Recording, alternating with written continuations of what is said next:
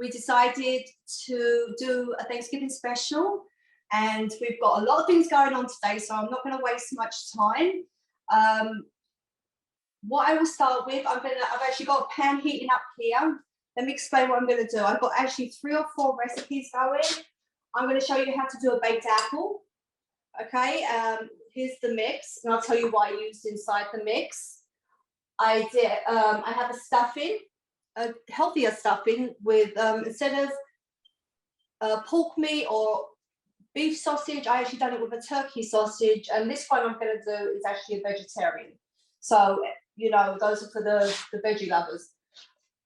Also, I'm doing a cauliflower and mash with, it's actually cooked in like a chicken stock or a vegetable stock, whatever you prefer. I tasted it this morning and I absolutely loved it. So I'm going to get started. I'm going to push on. I'm going to start sauteing with the things for the stuffing. So that while that's moving, I'll mash the cauliflower and then I'll put it together. All right, so I've got some onions going in. My nice hot pan. I have some portobello mushrooms going in too. Get them all in there. Some celery. I like celery in the stuffing. I did think it gives it like a little bit of a fun. And I'm not actually going to add this, but this is my sausage. What I do, I buy the sausage. It's a spicy turkey sausage, and I put it in the blender to put in as like a crumb, and then I mix it in with the cubed stuffing. I actually didn't do the bread. I bought a store-made stuffing, a plain, you know, breadcrumb. And what I'll do, I'll add everything into this. When this is sauteed, I'm going to add it in and then add some hot chicken stock. All right, so while that gets going, I am going to move on to this. So I already boiled this, as you can see. All right, I did put everything in. I left the skins on because they're really good for fiber. All right, we're going to take this rosemary out. Just push that on the side. And this really comes as a great mashed potato. So I'm just going to quickly drain that. The smell is really, really good. Very, very nice. All right, so here's my mash. Now, you can put a touch of milk in. These potatoes are pretty creamy, so I really don't even think that you need milk, but you can also use, it doesn't have to be regular milk. You can use like a plain, like soy milk or an almond milk, whatever you prefer. I'm just going to put, it's all in moderation. I'm just going to put a tiny little bit of butter in there. All right. And then with a plain thing, I'm just going to mash. And it's so simple to mash.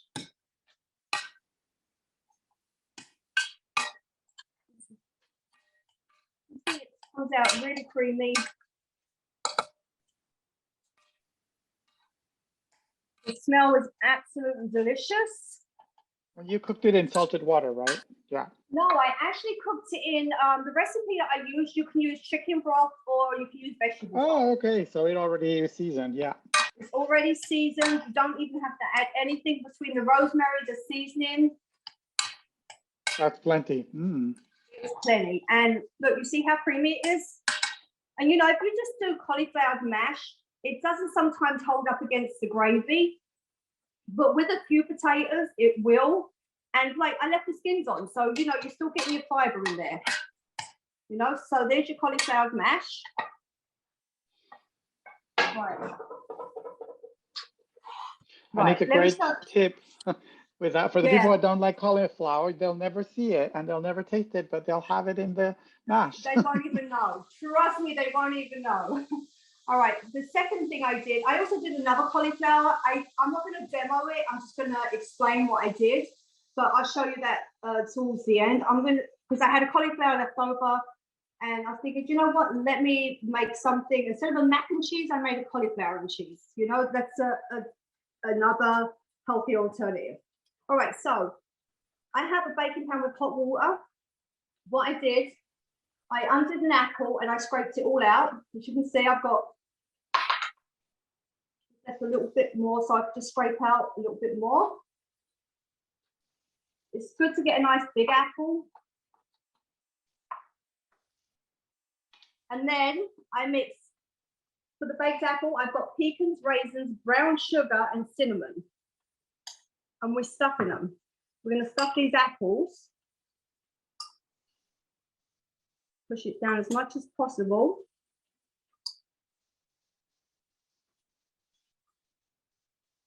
And then we're going to put it in a hot pan. Push the raisins down so they don't actually just get like warm and sultany and they don't burn on the top, because you actually have to have quite a hot oven for this. It's 390 degrees. And then you put it in your pan, a little bit of water there, and then you put it in the oven for like 40 minutes. If you feel like it's burnt, you know, after a little while, this is almost going to become like you can baste it. Like halfway through, if you want to baste it just to bring the apple out, you know, and I'll show you the results at the end. All right, so I'm going to leave that to the side for 1 minute. I'm going to come back to the stuffing. Not quite done yet. All right, so it's not quite done. While that's going, a little bit more olive oil in there, just an olive oil spray, a light olive oil spray. Get that nice and done. While that's cooking, I made this cauliflower cheese. Let me explain what I did. With the cauliflower cheese, you make, and like how you would make mac and cheese, you make like a roux with like a little bit of butter, milk, and flour, and you like mix it till you come like a cheese sauce, and add some like cheddar cheese on the top, and then you baste it, you know, then you can put it on and then roast it. So here we have our cauliflower cheese, which is actually, that looks amazing. It's absolutely scrumptious. And you know, rather than having pasta and cheese, have cauliflower and cheese. You're getting a veg in there. All right, so these are the baked apples that are already done. Okay, beautiful. Absolutely delicious. I put a little tiny bit of whipped heavy cream. You know, you take a spoon when they're nice and hot, you can just dab it on the top. As instead of having a pie with loads of pastries and butters and starchy, you have like a nice baked apple. My stuffing is with, like I said, turkey sausage, but they're just stuffed and finished. What you do after you've added your ingredients, you're just going to add like a hot stock and just turn it, put it in the oven for about 15-20 minutes, just till it's golden brown on the top. You can add, as I said, walnuts or pecans. You know, walnuts, shape of a brain, they're good for the brain. Okay, you've got lots of goodies in there. The more vegetables you use, the better. Your cauliflower mash, as you saw it in the pan, that's my cauliflower mash from that I just made a little bit earlier, so I could show you a finished result. And then finally, apple cider is out. I don't like to use just apple cider because I think it's so sweet. What I do is I use a little bit of apple cider, I boil it and add lots of like cold water with some like fresh ginger. We had some left over from our day yesterday, and so I thought, oh, you know, let me use this in the hot apple cider. So that's boiled with water. You can add a little bit of cinnamon, fresh ginger, and of course lemon. So that is your Thanksgiving dishes from me. Okay. Beautiful. I've got some pretty flowers in the background. Okay, so we're gonna do a couple of things too, just like Sam did a lot combination of things, some of the sides too. We're gonna do, one thing we're gonna do is a gravy. A traditional is a mushroom gravy, but you can do it without mushrooms if you do a different kind of stock. We're sauteing the mushrooms. We're gonna make it, we already done a stock, and I'm gonna show you how to do the mushroom or veggie stock. Very easy. And we're gonna dress it with some green beans, and we're gonna give you other options to dress it with. And the other thing we're gonna do is a topping, which I love in many things. It's actually an Italian topping. It's called Pangrattato, or like grated bread, literally grated bread. And I'm gonna show you what this is gonna be about. So I already started here, and there's some mushrooms there that I've been sauteing. So these are nice and brown. With a little bit of veggie oil. I'm using, today I'm using in this one canola oil, just because it actually has a high heat level, so it's actually good, and you don't burn it as easily as olive oil would. Because I want them, you see all these nice brown bits. Oh, those are key. As that goes, and it's almost done, I want to just show you quickly what I did for my stock. My stock is here, and you can see the color, nice and brown. So I did a vegetable stock with a little bit of carrots and onions and garlic that I cooked. But then later I added two kinds of mushrooms. I have shiitake, which are part of them chopped there. And I got what they call baby bella, which are like little, they're like white button mushrooms, but they're like baby portobello mushrooms. So I took the inner parts of these, so like the stems, and I chopped them finely, and I put them in here. Same thing with the stems of the shiitake. All went in here, and this is already done. I'm going to show you the best way to have like a nice, so you're going to get like a strainer, and then you'll see how you strain it in there. And then don't like hit this or anything, just leave it like that, strain it really nicely, but don't make, some people, and I've learned this in cooking school, but don't hit this like that, because you'll start getting some of the impurities back into the stock. So just leave it like that. And then what you can do is, I'm gonna put it back and reheat it. But I like to at least wipe my pot from the impurities in the pot and back in here. So now that's gonna be the base for our gravy. I'm gonna put it back into the stove. I'm heating it up. As that heats up, you can cover it, but keep an eye on it. It has a little bit of salt, a little bit of pepper, but not too much, because we are going to season it as we go for our gravy. So these are all my mushrooms are already nice and brown. So leave them as is, and you see all those beautiful brown bits in the pan. Well, that's what we're going to put them on the side, our mushrooms. So this is where we're going to do our gravy. So for the gravy, this is our ingredients. It's just your good old butter. I got a couple of pats like that. So this is hot, but it shouldn't be very hot. Yeah, it's kind of slow heat. And I'm gonna, it's already has some oil that I was doing the, so just the butter, but you can add just a little bit more. I like to actually do a combination of the canola oil, just a little bit, and the butter.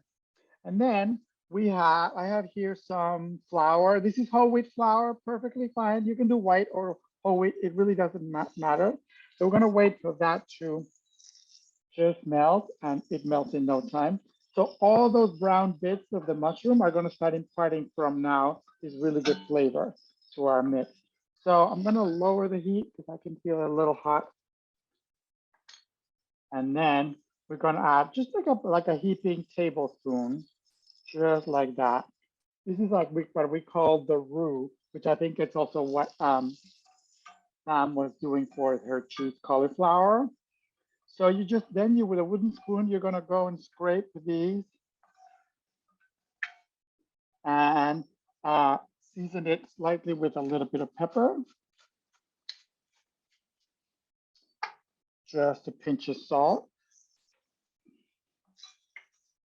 You can always add more later. And then just cook it. You actually gonna smell it really nice, very fragrant. The butter gets like really fragrant and all. And then you can cook it a little longer, it'll be soft. If you could do this also ahead of time and stop here. Here I did it ahead of time, and I have my roux, but this is kind of like, it's a little bit like, it's cold, so it kind of clumps together, but that's okay because you can reheat it. If you are doing it, you have a lot of things to do like last minute, you can do the roux first and then set it aside, and then just heat it up at the last minute. And then once we have that, we're gonna start adding the gravy little by little with our ladle. Before we start doing that, I'll let it cook just a little bit. I'm gonna talk to you about the pangrattato. So literally I have bread These are two, I usually use like around 4 of those, maybe, depends. This is just the topping. So it's sourdough, but it could be any bread, toasted, but it has to be like really, look, really crunchy. So what you can do, and is you can get a cheese grater and literally grate it into, you can get it, and I have some that I grated here before. So this is just the bread crumbled. So you can put your, and then just go with it. And it doesn't have to be perfect. Doesn't have to be all uniform. This is a very like a peasant from the south of Italy dish. So it doesn't matter if I have big one. If you have, and I do have, so I just makes it easier. You have like a coffee grinder or a little, you can then just do it really quickly. I put it in there, and also it won't even like crush it very smoothly even, but basically we are making our own breadcrumbs. I love the idea of making your own breadcrumb. I think that's great. And everyone has like old bread that you left Yeah. it or you never had it, and then you can reuse it. And the great thing about it from, because it tends out to have breadcrumbs when you buy them in the store, they season them a lot with salt. So it's kind of like keeping some of the large ones, which is okay. You can remove them, put more, but then I'm gonna just use these. And in goes to my bowl.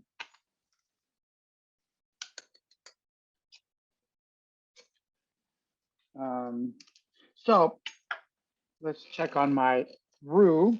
So it's getting a really nice color, like a little bit golden, which is exactly what we want. So I think it's good to go. You definitely don't want it burning. No black in here. It has to be nice and brown. I'm going to turn this pan on. And to that, I'm going to put, and this one is Italian, so I'll use olive oil.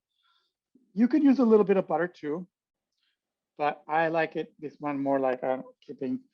And we're basically going to fry the breadcrumbs in it. Very lightly, not too much.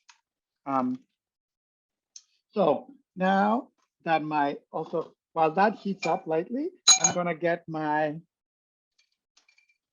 gonna show you how we do the fastest gravy. So we're gonna grab our ladle with the stock and just add it in. The moment we add it, we just like mix it. And see how it's literally immediately starts coating the back of your spoon, because that's what it needs. When it's hot and it's that's when it thickens. It's the magic of the flour, the starch.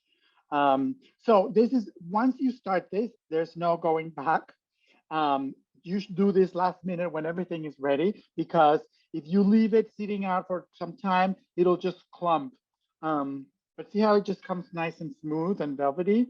So then this is where you grab your little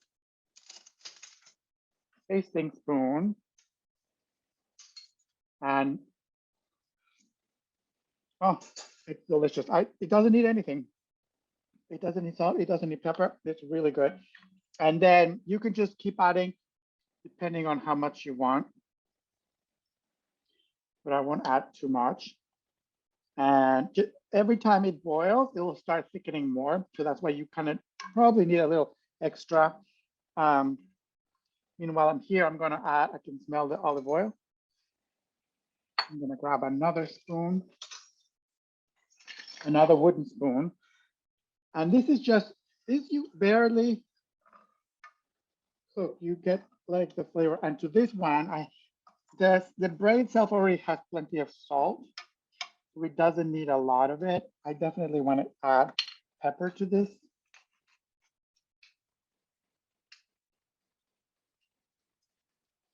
I like it a little spicy. So for this one, now for the gravy, now I'm ready to add, last minute, my sauteed mushrooms.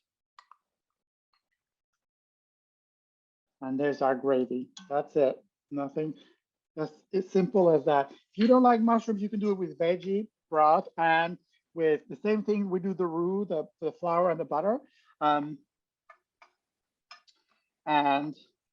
so for this one, I like to season it with a little bit of The Italians do fresh garlic. I'm using garlic granules, you know, to make it a little not too garlicky. But if you like garlic, you can add it, but it would be a little bit raw. You see how it's getting toasty? So it's about good enough. I'm gonna turn it off. Actually, I'm ready to turn both off. So yeah, keep an eye on the breadcrumbs, because just as you're toasting them and developing the flavors, they will burn easily if you let them unattended. So, but these ones you can do ahead of time. So what I'm gonna do now is, let's come back here.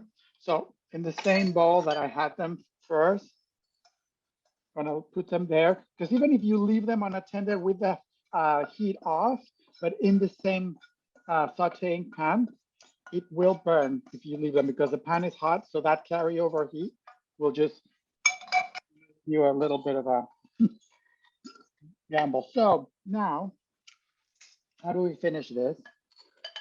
So for this one, so you can have last minute any greens you have. I have some scallions I'm gonna put in there. And I have a lemon. So I'm gonna do the lemon zest in here. If you have oranges, it's great. You can smell this toasted breadcrumbs. It's amazing. So remember, you only go once with a zester. Don't repeat it in the same spot because it'll turn bitter. So then you get your zest of just one lemon. If you can combine, as I was saying, with orange and lemon, mix it in there, and let's put some of our scallions. I like it with parsley too, just plain parsley finely chopped. It's great. Also, because it's Thanksgiving, I'm gonna do, I don't know if you remember when we did the ratatouille class. Remember, I have this little like contraption that it's fresh thyme and rosemary. So for Thanksgiving, also this will give a really beautiful fragrant smell to it. You know, this original Pangrattato, how it's done, this is a topping it's like a peasant dish I was saying in Italy. This is a topping for pasta. So they didn't have enough money to have cheese on it, on top of it. So it was just pasta cooked with a little olive oil. And then they added this for crunch. I think it's delicious. So anyway, we add our scallions, last mix, and this is ready and beautiful to go. So now I'm going to show you how we serve this. And this is basically up to you. So let's do first our green beans. And then, so our green beans, we're going to serve with our mushroom gravy. So just also last minute, when these are nice and warm, then you can just drizzle. I can smell the butter. Even though we use a little bit, and make sure that you do a little. And you can also put this on the side, of course, plenty of that, so that people can add it. You know, this would be good for the turkey, for you name it, any other sides. So that's another one. And then our pangrattato, you can do it. This butternut squash that I have. This one's just diced and steamed. So this is perfect to like just sprinkle like that. Or you can do like a combination of like some roasted cauliflower, some of the roasted squash, and then you can just simply put it on top of some of that, and then some of the gravy on the green beans. Doesn't matter, whatever you like. Wow. Yes, it's beautiful. So wonderful. Good. I hope you can try them at home. Yeah, some great. Yeah, I think it's really some great recipes that we gave this morning, and you know, there's alternatives. Instead of using red meat, you can use, you know, a turkey meat. Yeah, turkey there's lots sausage. Of fiber in the mashed potatoes. You're cutting down the carbs with a pasta. You know, for a cauliflower cheese. You know, in the stuffing, you can use walnuts. I actually use pecans. Oh, that's a good idea. Yeah. You can use for the pangrattato, you could also put some nuts, chopped nuts on it. Yeah, that looks great. It absolutely looks fabulous, JP.